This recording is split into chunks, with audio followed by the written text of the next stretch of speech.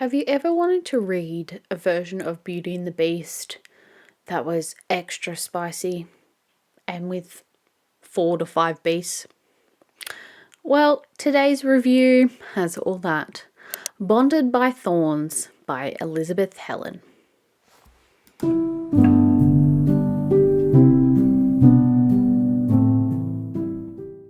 Hi bookish peeps, welcome back or welcome if you're new. My name's Kate. We're in my library today and we're at my desk and we're going to put together a review spread for Bonded by Thorns by Elizabeth Helen, the sister duo that writes together. Now, Bonded by Thorns is a reverse harem novel. So it is extra spicy. Now, reverse harem means that there's one girl and multiple guys. Now, it doesn't mean that they're all together at once. It just means that they may have different relationships. So think of polygamist, really. This is book 1 in Beasts of the Briar series. I believe there are 4 books within this series. I have read book 1 and book 2. So book 2 is Woven by Gold, which has recently been released in traditional publishing. So I bought the Bonded by Thorns originally on Kindle and I read it as a Kindle edition, and I've recently bought it from my local Big W for like $16. It was pretty good. It is a part of the Harper Voyager publishing, which runs under the umbrella of HarperCollins, so just so you know as well. So I did read this one back in April. It was one of the last books that I read in April. Kind of put me in a little bit of a reading slump. I picked up the second one pretty quickly and read half of it, and then stuff happened and I put it down and I just didn't get any further. In terms of genre, this is a fantasy romance, or as it's been coined now, romantasy, which I'm really happy with because I am a romantasy girly. I need one of those jumpers that says romantic in my romantasy era, and I need one ASAP. Anyway, let's get back to the book. There is a number of characters and it is hard to keep track of them, but these images give you a little bit of a help. So the first one is Rosalina, or Rose. Essentially, she's Beauty. She is a librarian or a bookseller who sells books in her local town. So it's originally set within a modern setting, and she's essentially sent through to the fairy realm to look for her father. Think traditional Beauty and the Beast. When she gets there, she is encountered by these fairy princes, or high princes of different seasons, as you can probably tell from down the bottom, but we'll go through that in a minute, who essentially trap her. She bargains to release her father and she takes his place, like the traditional tale. So we do have 4 to 5 different guys. Each one has their very own distinct personality and voice within the novel, and they each have their own problems. So we do have Caladan or Kel. He is the High Prince of Winter. He's the frosty blonde down the bottom. Then we have Dayton, I think his name is. He's the High Prince of Summer. He's the guy without the shirt. Then we have the High Prince of Autumn, Farron, F-A-R-R-O-N. He is the guy in the suit, not the suit of armor, the suit. And then we have Ezrin, I think his name is. He's the guy in the suit of armor, and he is the High Prince of Spring. We do also have a third guy, who is actually the High Prince. Well, he's the Prince of Thorns, his name is. He definitely causes a lot of problems within this, and I can't remember his name. But a kind of like him. He kind of gives me Rhysand vibes. So I think there's going to be something there, but it's following along. But anyway, she falls into the fairy realm. She promises to help them because, of course, they turn into beasts at night time. So instead of them being beasts all the time, they turn into beasts at night, and they are wolves, gigantic wolves who have powers, obviously, because they're the high princess. So there was a queen. She's currently missing.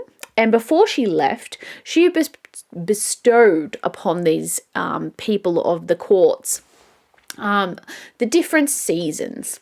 Now, I have my theories about who the queen is, but we're not going to go there yet. We're not going to go there. We're just doing book 1 for now.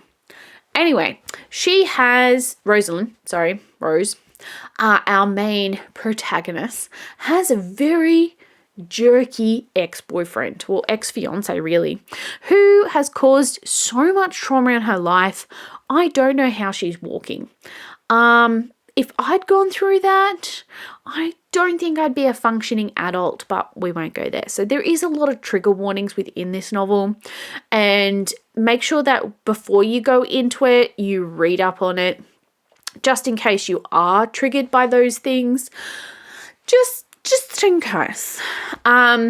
So this one has male-female relationships. It has male-male relationships, and it has a mix as well. So there is a bit of spice, definitely a heavy dose of spice, probably like a 3 level within this one. The next one's a lot more spicy, but we won't go there. Anyway, she is working with these guys to essentially try and break the curse, like you do with Beauty and the Beast. I really enjoyed the different characters of the princes. I found Rose a really great protagonist, and the way she was written by Elizabeth Helen, the sister duo, was well portrayed. I found that there wasn't bits that I was just like, why would you do that? Yes, it is kind of fan fiction-y written, but I love that. I love that at the end of each chapter, there's like a bit of a cliffhanger that makes you read on to the next one. Otherwise, it's boring. I like cliffhangers. I like books that are written for people who like romance. And romantasy is definitely that, but you know, it happens. So this one essentially kicks off the series. We're introduced to our 5 main characters, and then the 4th one sprinkled in there. We're introduced to the lore, the magic system, and the world building. I thought that was done pretty well. There was bits that could have been a little bit better, particularly in describing the castle. I can't picture it as well as some other ones I've read, but because this is a romantasy, it's not more, it's less world building, more character based. And if you're looking for more of a character based novel and you're like, yeah, I get it, it's a castle, like we can picture a castle, then this is one for you. The castle and the vibes of the castle kind of reminded me of another book I've read, but I can't remember it. It's off the top of my head. It's like I don't know. It's a Red Riding Hood retelling. Anyway, back to the story at hand. So Rose's mother actually goes missing. So her father is considered the crazy guy of the town because he's always looking for her, and he believes that she's been captured by fairies because they essentially are researching fairies. And so good. So obviously, there is an enchanted library. The enchanted library is amazing. Our female protagonist finds the library and she's like captivated. And it's like, oh my God. One of my favorite quotes from this is, some people call these guilty pleasure reads, but why should I feel guilty for wanting to escape to somewhere else, even for a little while? I felt like that quote itself just really wraps up my reading experience. As you know, the books that have a bit of spice, or the ones that are just romantasy, they're not adding too much to like your knowledge base, except for understanding of tropes and themes. I feel like these reads and that quote really sung to me. Really, really did. In terms of the Prince of Thorns, his name's Caspian. Kind of reminds me of Cassian or Caspian from Narnia, the Dawn Treader, I think it was called. It really gave me those vibes, but he's very much like a Rhysand Night Court, and I don't think he's actually evil. I'm not sure. She does have, like, from what we've seen, like sprinklings of magic or some connection to do this, to do what she does, which I think we follow up in the following book. Don't quote me on that. But I think that the way that the authors have structured the how to break the curse was done quite well, which was, of course, cliche, but we love cliches, is they need to find their mate. Now, the princes were cursed by someone. I can't quite remember who cursed them. I don't know if it was the queen or whether it was someone else, but they were cursed to, I think by the enchantress. It would be by the enchantress. To find their mate or be forever a monster, like they keep turning into, like the traditional fairy tale. But instead of just one guy, we have multiple. We actually have 4. Caspian, the Prince of Thorns, he does not turn into a monster, but he betrays a monster, that's for sure. Anyway, if you love Beauty and the Beast and you like romantasy, I think you should give this book a try. I honestly think so. If you've never tried a book with multiple love interests, it might surprise you to know that the first book is not as spicy as the second book. The second book is a lot more spicy, but we won't go into that. Again, we'll leave that for next time. So Rose strikes up a deal with each of them to find their mates and help break the curse, which means she spends a lot of time in the library researching about the curse and trying to find their mates. Now, in terms of the relationships and how they interact with the main protagonist Rose, each one is quite unique.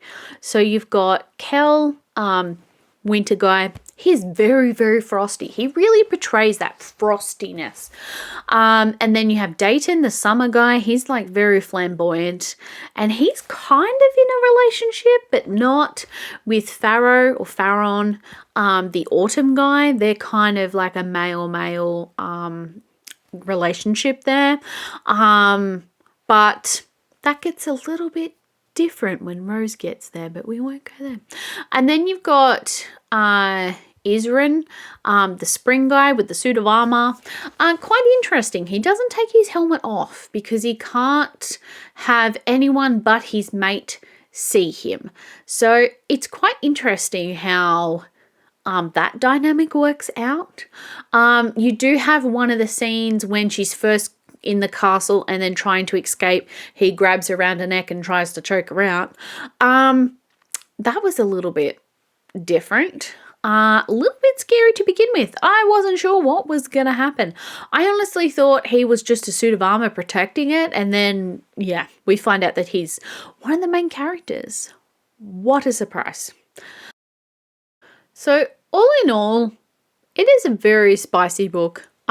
You would expect that normally for a reverse harem book, only because that's pretty much the main trope of it. You also have some other wonderful tropes, such as captured, like the idea of prisoner, and yeah, she's probably got some Stockholm syndrome, but who knows? You've also got rejected mates. You've got enemies to lovers.